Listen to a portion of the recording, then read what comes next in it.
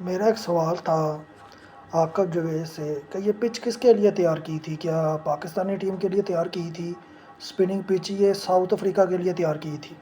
क्या सोच के तैयार की थी कि हम इस पिच पे बड़े आराम से खेलेंगे, हमारे बैट्समैन वो कारकर्दगी दिखाएंगे जो किसी ने ना देखी होगी। कल हमने 313 पर 5 आउट करवाए थे हम और पवेलियन लौट गए। आज हमने क्या देखा, सिर्फ 313 से स्टार्ट पकड़ा, 378 पे पहुंचे, 3 प्लेयर आपके डक पे चले गए। यानी कि किसी ने सेंचुरी करने की कोशिश नहीं की, सारे मिस सेंचुरी करके घर को चलते बने। अब हमारे ये सीनियर्स प्लेयर हैं, आप जूनियर्स प्लेयर पर तो टारगेट करते हैं कि वो स्पिनिंग को अच्छा नहीं खेल पाते। ये ज़रा ध्यान मारें, सनरन ने 6 विकेट ली हैं, इसके अलावा सुब्रियन ने 2 विकेट ली हैं, हार्मर ने 1 विकेट ली है। यानी कि टोटल 9 विकेटें आपने स्पिनरों को दी है, 1 विकेट सिर्फ रबादा हासिल कर पाया है। और उसके अलावा अगर देखा जाए जिस तरह से साउथ अफ्रीका ने आज बैटिंग की है, उसमें हमने 2 बंदों को ऐसा हीरो बनाया जिनको कभी भी मैंने साउथ अफ्रीका टीम में ज़्यादा खेलते नहीं देखा। एक जॉर्जी, एक सैनुरन। सैनुरन ने हमारी 6 विकेट ली, लेफ्ट आर्म स्पिनर था, उसने जिस तरह से विकेट लिया आपके सामने है, उसने किसी को टिकने नहीं दिया। जॉर्जी अभी तक विकेट के ऊपर मौजूद है, 140 गेंदों पर 81 मार के खड़ा है।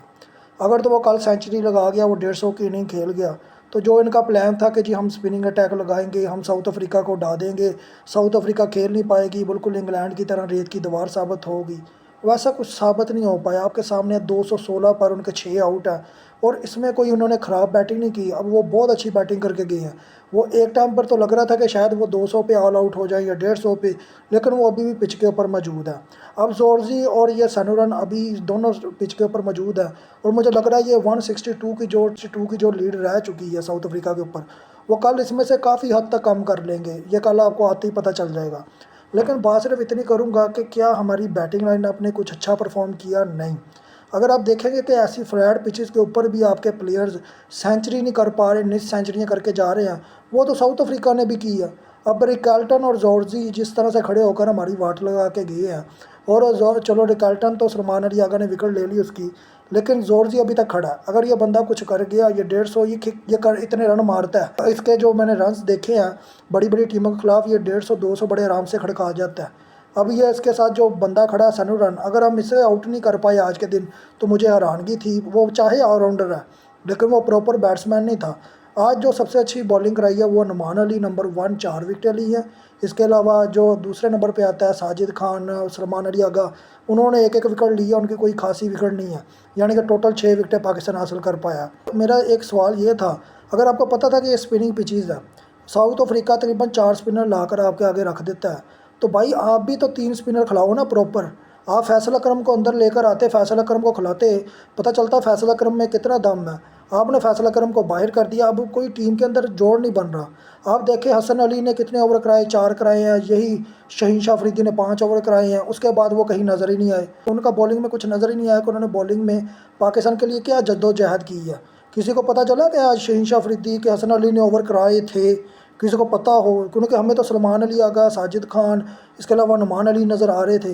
रबादा जैसे बॉलर ने 1 विकेट ले ली, लेकिन इन दोनों पेसरों से, महानाज पेसरों से कुछ नहीं हो पाया। क्योंकि जिस जगह पर खुरम शहजाद को होना चाहिए था, जिस जगह पर फैसल अकरम को होना चाहिए था, ये दोनों नमूने खिलाकर हमने बॉलिंग के अंदर साबित कर दिया कि हम नहीं सुधरेंगे, हम इसी तरीके से टीम को दबा करेंगे, हम इसी तरीके से पर्चियाँ खिलाएंगे। आपके सामने है कि आपकी बैटिंग लाइनअप कुछ खासा नहीं खेली। ये अभी दूसरी इनिंग में पता चलेगा जब वो प्रेशर डालेंगे। अब ये दूसरी इनिंग में फैसला होगा कौन सी टीम जीतेगी। अभी ये आप पक्का ना समझे कि हमने 162 की लीड रखी हुई है, उनकी जी 4 विकेटें रह गई, हम उन्हें बड़े आराम से आउट कर देंगे। ये आने वाला वक्त बताएगा। अगर उन्होंने आपकी बैटिंग को जिस तरह से डैमेज किया, यानी कि उनके स्पिनरों ने या ख़ास तौर पर सनुरन ने, उसका जिस तरह से बॉल चल रहा है, अगर वो आकर तबाह बॉलिंग करता है, आपके बैट्समैनों को 150 या 200 में आउट कर देता है, बड़ी मुश्किल से 150 की लीड भी बचा लेते हैं या 200-250 भी कर लेते हैं, तो साउथ अफ्रीका एक ऐसी टीम है जो कि मैच को उठा सकती है। उनके प्लेयर ऐसा कर सकते हैं। अब ब्रेविस को आपने 0 पे आउट कर लिया, इसका मतलब ये नहीं कि उनकी टीम माठी है। जॉर्जी गाल्टन जैसे जो कि वर्ल्ड टेस्ट चैंपियनशिप में फ्लॉप गए, जितने भी साउथ अफ्रीका से उन्होंने टेस्ट खेले, 1-2 इनिंग में जॉर्जी ने परफॉर्मेंस दी है। गाल्टन तो कहीं परफॉर्मेंस नहीं दे रहा था, वो भी आपको ठोक के चले गया। यानी कि आपने उन प्लेयर्स को हीरो बना दिया जो कि साउथ अफ्रीका की तरफ से अच्छा नहीं खेल रहे थे। उनकी कोई परफॉर्मेंस इतनी खासा अच्छी नहीं है साउथ अफ्रीका की तरफ से खेलते हुए। इसके अलावा बाबर आजम हो, रिजवान हो, शहीन हो, हसन अली हो, या सलमान अली आगा हो, ये जितने भी प्लेयर्स हैं, ये एक दफ़ा अपनी कारकर्दगी निकाल कर तो देखें कि इनकी टेस्ट में बहुत अच्छी परफॉर्मेंस है। ये आप बहुत अच्छी परफॉर्मेंस कह रहे हैं, 313 पर 5 है, 378 पर पूरी टीम आउट हो गई है। आप कंपैरिजन कर रहे थे जी उस 50 स्कोर को जूनियर्स प्लेयर के साथ, तो ये क्या है? ये भी तो वही गांधी है कि आपकी जो बैटिंग लाइनअप है वो अचानक से पूरी कोलैप्स कर गई। अब पहले 5 आउट हुए, उस वक्त भी आप कोलैप्स की वजह से 5 तक पहुंच गए।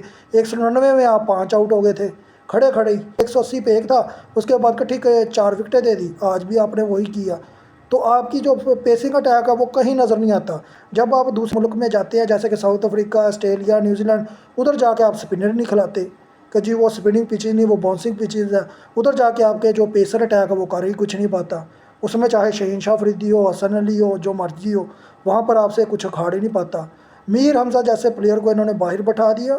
शहीन शाह अफरीदी जैसे टुच्चर बॉलर को अंदर ले लिया।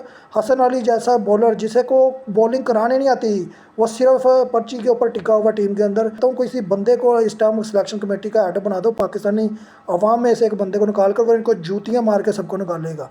चाहे वो बाबर हो जिसने घटिया परफॉर्मेंस देकर 100 कोल्ड PR लगाकर, अब रमीज़ राजा ने थूक दिया ना उसके ऊपर कि ये अब एक्टिंग करेगा, ये तो पहले से ही आउट है। चलो वो उस बॉल में नहीं आउट हुआ, वो फिर 22 स्कोर मार के आउट हो गया। इतनी अच्छी परफॉर्मेंस दे रहा है, उसमें ईगो इतना ज़्यादा है, परफॉर्मेंस ज़ीरो। अभी रिजवान के हालात देख ले, सलमान अली आगा के हालात देख ले, ये इन्होंने अभी कोई 70-80 कर लिया, तो ये समझ रहे हैं ये सेव हो गया। इन्होंने बहुत अच्छी परफॉर्मेंस दे दी है। जब तक ये टेस्ट मैच ख़त्म नहीं होता तब तक किसी की परफॉर्मेंस में बहस नहीं हो सकती। जैसे ही ये मैच एंड होगा तब बात होगी। अभी तो यही पक्का नहीं हुआ कि पाकिस्तान जीतेगा या नहीं जीतेगा। जिस तरीके से वो खड़े रहे हैं, आज तो हमें लग रहा था कि हम 10 की 10 विकेटें ले जाएंगे, लेकिन नहीं उन्होंने दी। आगे आप खुद समझदार हो।